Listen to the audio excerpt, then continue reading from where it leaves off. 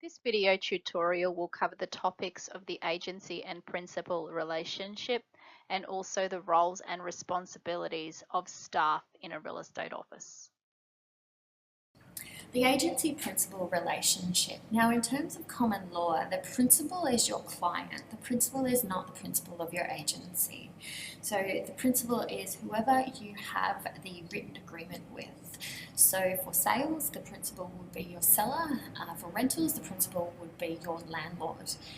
You have a fiduciary duty and a contractual duty to your principal. So the real estate agent who is appointed by the client must comply with the laws when conducting their duties.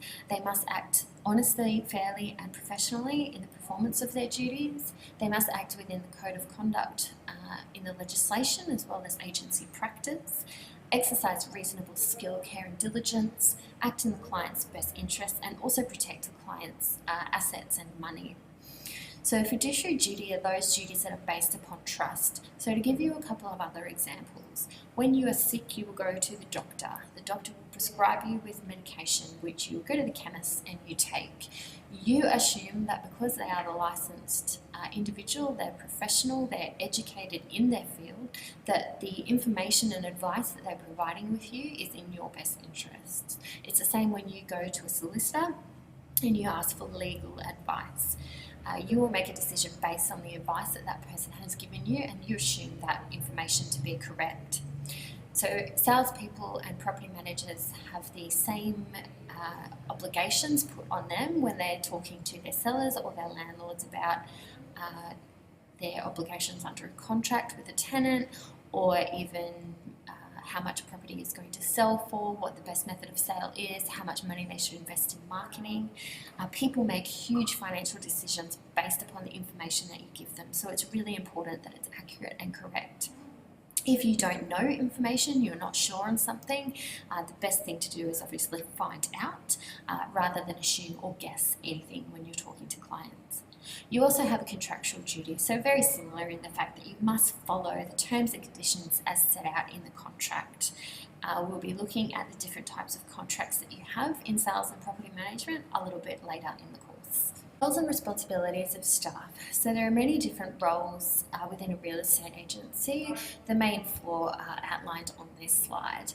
The responsibilities vary greatly depending on the agency setup, and this is not an exhaustive list, but most commonly the licensing in charge will be responsible for supervising staff, running the trust account and supervising the trust account, business operating costs and performance reviews.